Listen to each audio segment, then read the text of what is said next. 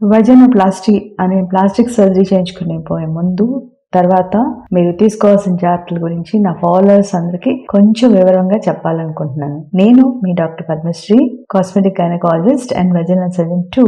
వజన clean గా ఉండాలంటే పక్కన ఉన్న విరోచన పేగు రెక్టమ్ కూడా క్లీన్ గా ఉండాలి. రెక్టమ్ క్లీన్ గా ఉండాలంటే ముందు రోజు అంతా లిక్విడ్ డైట్ మెయింటైన్ అంటే మంచిది. మోషన్ ఫ్రీగా అయిపోవాలి ఆపరేషన్ రోజుకి. అండ్ ఆపరేషన్ తర్వాత ఒక 2-3 వీక్స్ పాటు కొంచెం జాగ్రత్తగా ఉండండి.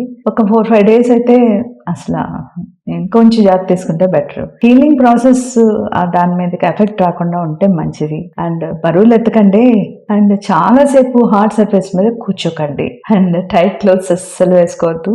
అండర్వేర్స్ అస్సలు వేసుకోవద్దు.